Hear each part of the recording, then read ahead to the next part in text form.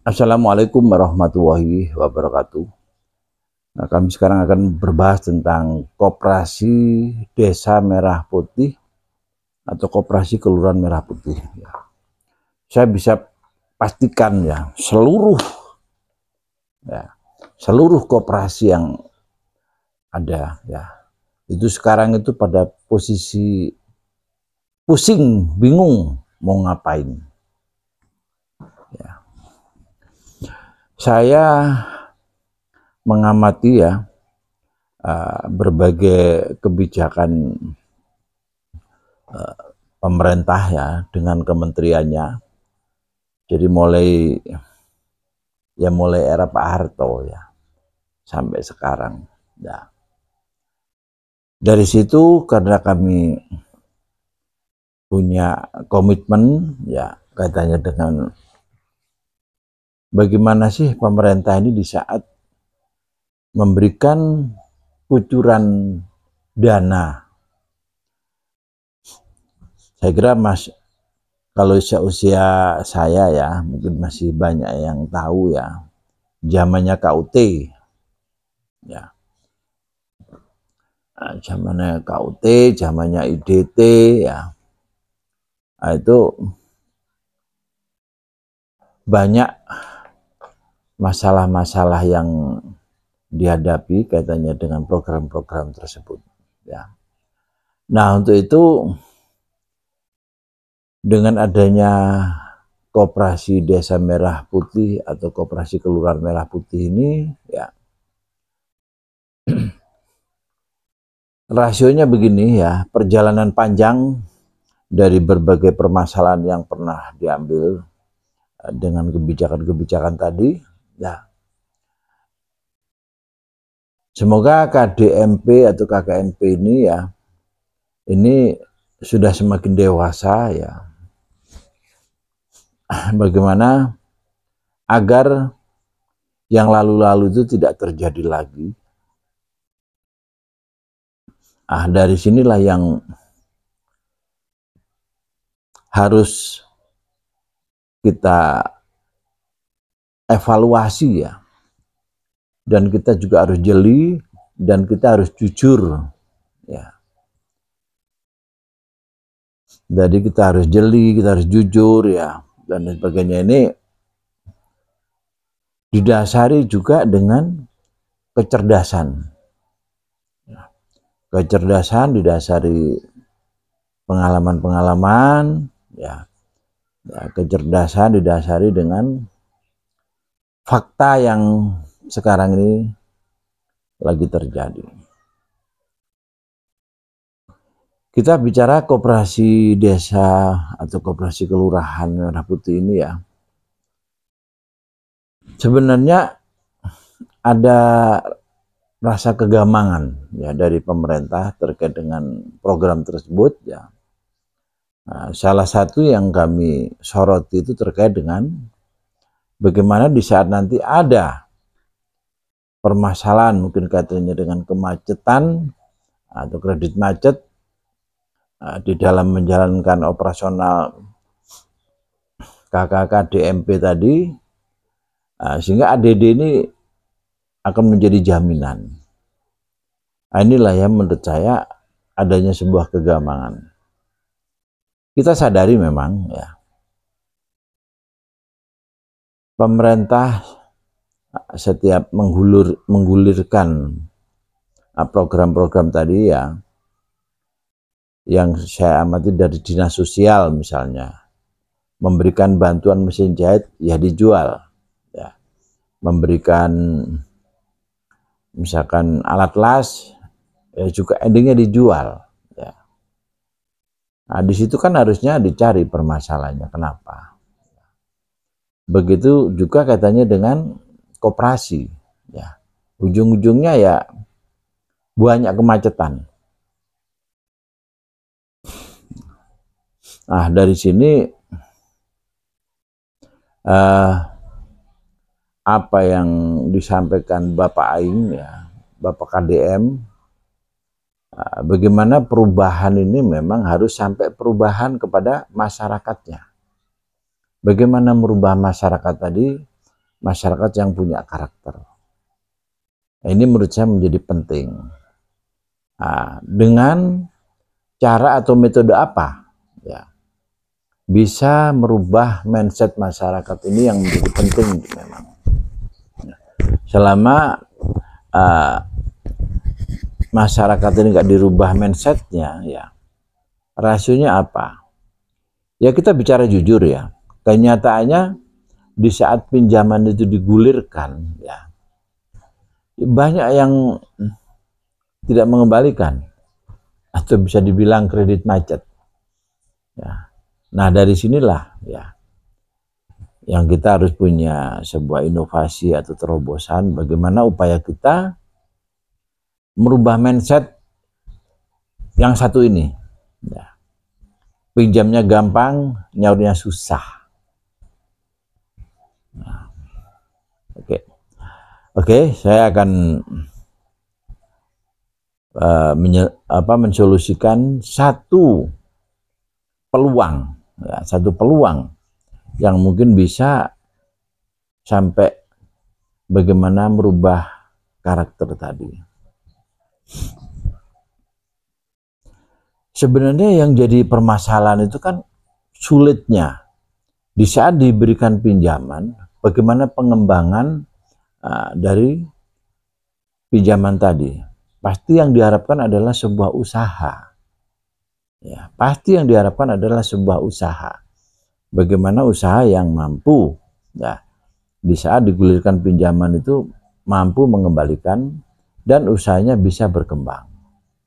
Ya, di sini yang saya katakan pemerintah juga harus jujur, ya, bahwa kemerdekaan yang belum kita dapatkan itu adalah kemerdekaan tentang UMKM. Ya. Sebenarnya UMKM ini ya ini luar biasa ya di saat UKM atau UMKM ini dibumikan. Ya. Jadi bagaimana masyarakat kita berikan peluang ya untuk mengembangkan atau membumikan UMKM tadi. Di saat UMKM ini betul-betul dibumikan, ya, saya kira kita ketahui bersama, setiap desa, ya, setiap kabupaten, ya, wali kota, provinsi, ya, itu di masing-masing wilayah atau daerah-daerahnya itu punya banyak produk. Ya, punya banyak varian produk yang jumlahnya mungkin ribuan. Ya. Tapi karena gampangannya kita masih belum merdeka, ya katanya dengan UMKM tadi, ya. Jadi hingga saat ini ya produk-produk yang mestinya bisa menopang perekonomian, ya, sampai bisa merubah karakter, ya, itu katanya dengan kemerdekaan yang harus kita berikan kepada UMKM tadi. Kemerdekaan yang bagaimana? Ya. Kita ketahui bersama, ya. Produk pabrikan, ya, ada mulai harga 500, 1000, 2000, itu begitu membuminya. Ya. Ini menurut saya yang harus menjadi satu topik bahasan. Kenapa? Ya. Jadi produk-produk pabrikan yang harga 500, 1000, 2000 ini, ya, ini yang akhirnya menyerang, ya, menjajah pasarnya UKM. Ya. Yang harusnya ya, produk 5.000 ke bawah itu haknya UMKM atau pasarnya UMKM. Ya. Nah, bagaimana UMKM ini harus bangkit? Disinilah peran Koperasi Merah Putih tadi. Ya. Jadi peran Koperasi Merah Putih tadi, bagaimana masyarakat yang sudah punya kemampuan di bidang memproduksi UMKM tadi, ya, itu yang harus kita support.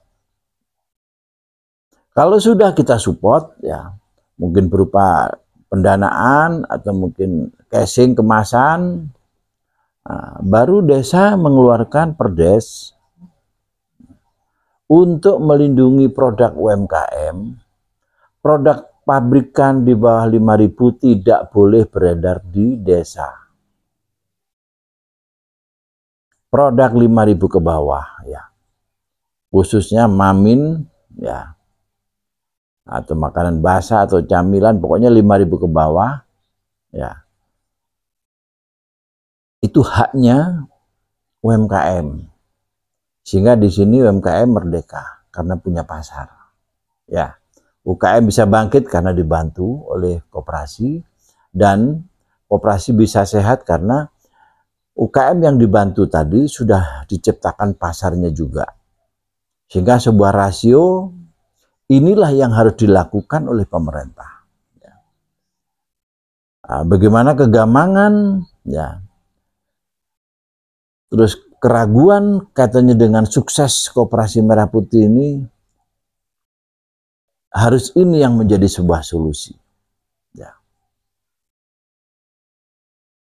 Jadi berikan peluang kepada UMKM, ya, untuk bangkit dan merdeka.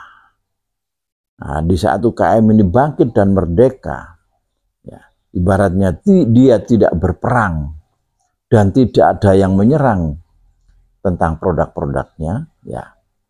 Disinilah rasionya kita bisa menciptakan pelaku-pelaku usaha baru, menciptakan lapangan pekerjaan, ya. Bagaimana perekonomian ini betul-betul bangkit. Makanya yang kami programkan, ya, 1 RW 1 channel YouTube, ya, konten itu bebas, dan 1 RT itu ada outlet UMKM. Inilah upaya kita membumikan produk UMKM, dan YouTube tadi kita fungsikan sebagai media promosi, ya, sebagai ruang publik, ya, sebagai wadahnya anak muda berinovasi, berkreasi.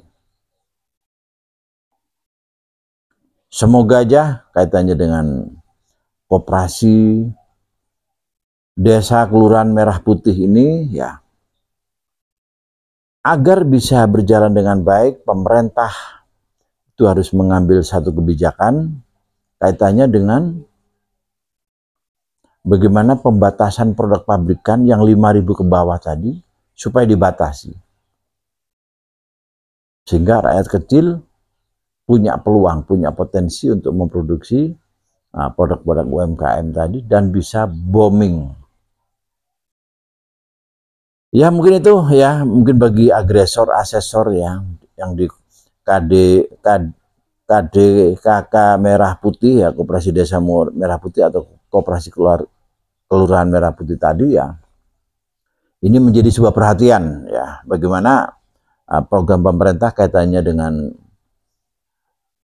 UKM bangkit, pengentasan kemiskinan, terus pemberantasan bank retail, bank emo atau bank atau rentenir, itu insya Allah bisa kita wujudkan.